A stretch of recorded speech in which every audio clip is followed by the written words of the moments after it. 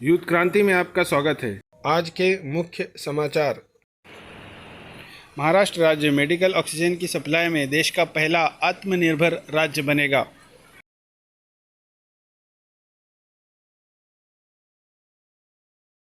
केंद्र सरकार ने खेल रत्न अवार्ड का नाम बदला तो महाराष्ट्र राज्य में सरकार ने राजीव गांधी के नाम पर आईटी अवार्ड शुरू करने का किया फैसला। प्रख्यात और प्रतिष्ठित राजनेता माजी जिला अध्यक्ष अल्पसंख्यक शाखा अमरावती और समाज सेवी व भावी युवा नेता श्री जाकिर जमाल ने आज बडनेरा यूनिवर्सिटी के मिनी बाईपास की समीक्षा की और ज्वलंत मुद्दों पर प्रशासन का ध्यान आकर्षित किया।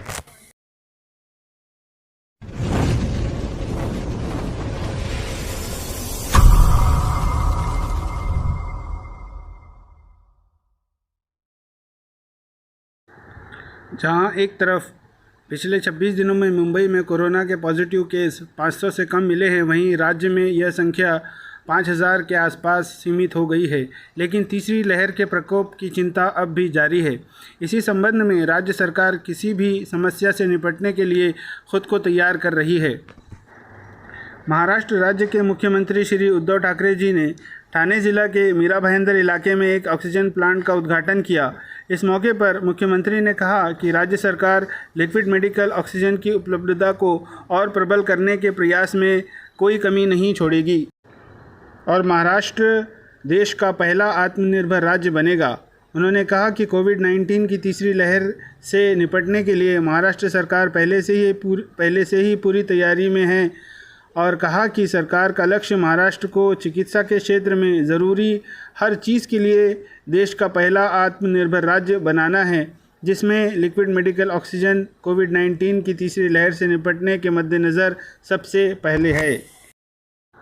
महाराष्ट्र सरकार ने भारत के पूर्व प्रधानमंत्री राजीव गांधी के नाम पर एक पुरस्कार शुरू करने का फैसला किया है। महाराष्ट्र में राजीव गांधी पुरस्कार सूचना प्रौद्योगिकी के क्षेत्र में उल्लेखनीय कार्य करने वाले संस्थानों को दिया जाएगा। यह ऐसे वक्त में हो रहा है जब केंद्र की मोदी सरकार ने राजीव गांधी खेल रत्न पुरस्कार का नाम बदलकर मेजर ध्यानचंद खेल रत्न पुरस्कार रख दिया है। महाराष्ट्र के सूचना प्रौद्योगिकी और गृह राज्य मंत्री सतेज पाटिल की अध्यक्षता में हुई बैठक में पूर्व पीएम राजीव गांधी के नाम पर राज्य में एक पुरस्कार शुरू करने का निर्णय लिया गया है। यह पुरस्कार केवल सूचना प्रौद्योगिकी के क्षेत्र में विशेष काम करने वाले संस्थानों को ही मिलेगा।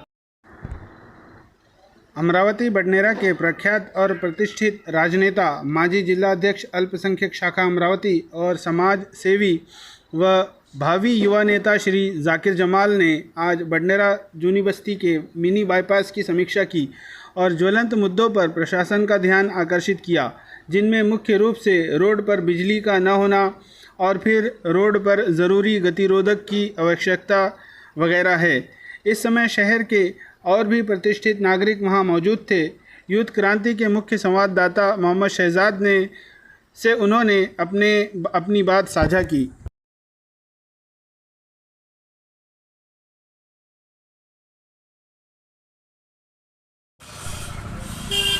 दस्तूर नगर से लेकर के यूनिवर्सिटी दरगाह चौक तक का रोड पीडब्ल्यूडी के माध्यम से ये रोड का निर्माण किया गया।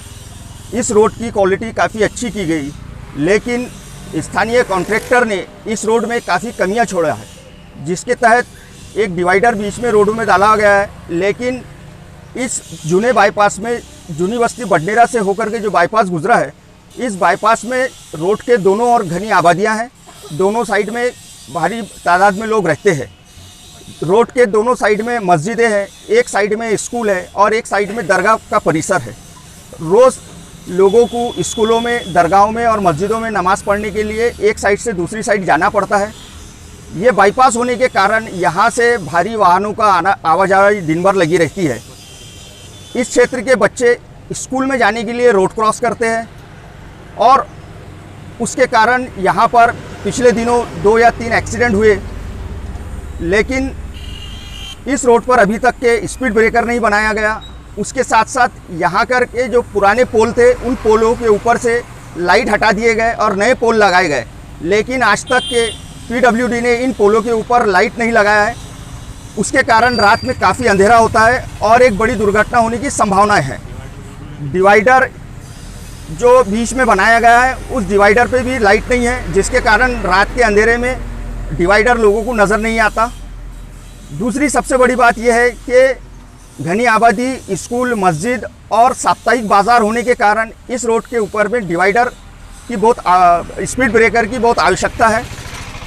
हम ये चाहते हैं, PWD से ये मांग करते हैं कि वो जल्द से जल्द इस रोड के ऊपर लाइट लगाए और स्पीड ब्रेकर भी निर्माण करे ताकि लोगों की जान हानि होने से बच जाए। प्रशासन इस ओर ध्यान नहीं दे रहा है। कॉन्ट्रैक्टर ने अपना काम कंप्लीट किया और आगे की तरफ चला गया, दूसरे साइड के रोडों के निर्माण की तरफ उसने अपनी सारी मशीनरी उठा करके लेके चले गया। इसके कारण इस रोड के तरफ पिछले 4 महीनों से प्रशासन का भी ध्यान नहीं है। यहाँ जब तक स्पीड ब्रेकर नहीं बनता, हम प्रशासन से मांग करते हैं कि वो यहाँ पर स्पीड ब्रेकर डाले या फिर प्रशासन किसी जानहानि होने का रास्ता देख रहा है कि यहाँ किसी की जानहानि हो, उसके बाद में यहाँ ब्रेकर बनाया जाएगा। हम प्रशासन से मांग करते हैं कि वो जल्द से जल्द यहाँ स्पीड ब्रेकर डाले, वरना हम एक आंदोलन छेड़ेंगे और इस रोड को बीच में से खोदने की हम चेतावनी देते हैं। जूनी बस्ती बाईपास का रोड का काम हुआ है, बहुत अच्छी बात है, लेकिन इसके जो मसले खड़े हो रहे हैं, यहाँ पे स्ट्रीट लाइट का कोई इंतज़ाम नहीं किया गया है और जो रोड का साइड में जो गैप छोड़ी गई है वो 2-2 जगह 10 मीटर की दूरी पे क्रॉसिंग बनाया गया है। इससे बच्चों को आने जाने में, और छोटे बच्चे जो बाइक वगैरह चलाते हैं वो लोग क्रॉस करने के वक्त एक दूसरे को ना देखते हैं ना कुछ करते हैं। लाइट के वजह से बहुत मसला खड़ा हो रहा है। रात में लाइट का कोई इंतज़ाम नहीं होने की वजह से एक्सीडेंट होने की संभावना ज़्यादा है और कई एक्सीडेंट हो चुके हैं। और ये जो रोड निकल रहा है उसे भी अभी तक नहीं पूरा कंप्लीट किया गया है। क्रॉसिंग जो ये डिस्टेंस है ना, यहाँ पे 10 मीटर के, आप ये देखिए 10 मीटर की डिस्टेंस पे 2 डिवाइड किया गया है। जूनी बस्ती बाईपास रोड जो काम शुरू हुआ है, ये रोड बन चुका है और इससे हमको बहुत खुशी भी हो रही है, लेकिन इसकी परेशानी ये है बीच में जो डिवाइडर डाले हुए है, इसका जो क्रॉसिंग है जेब्रा क्रॉसिंग, यहाँ पे ज़रूरत है उसके लिए। वो ज़रूरत इसलिए है कि देखो, आप देख सकते हैं आजू बाजू मार्केट है, थोड़ा बहुत यहाँ पे रश होता और यहाँ पे स्कूल क्रॉसिंग है।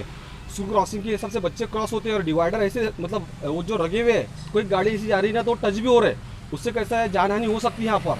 इसलिए हमारे को भाई बोलना ही है कि हमारा काम तो बहुत अच्छा हुआ, बाकी अभी यहाँ पर अगर थोड़ा सा जेब्रा क्रॉसिंग अगर डालते हैं तो समझो हमारा भी फायदा है, पब्लिक का भी फायदा है और सबका प्रशासन का भी फायदा है उसके अंदर में। लाइट और रात के टाइम में रात में इतना अंधेरा होता है कि आप बिल्कुल कुछ दिखाई नहीं देता और लाइट की सख्त ज़रूरत है डिवाइडर को।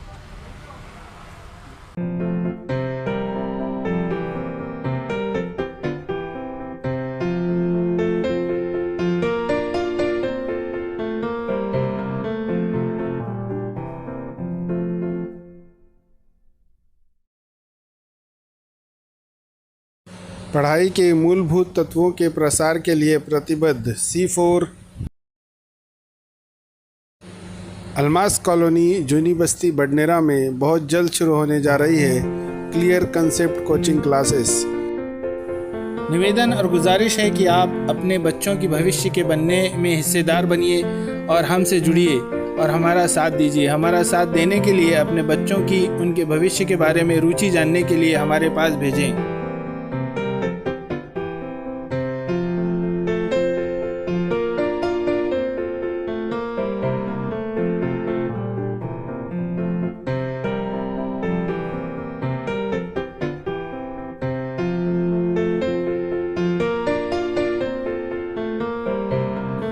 आपका साथ और विश्वास ही हमारी सफलता है।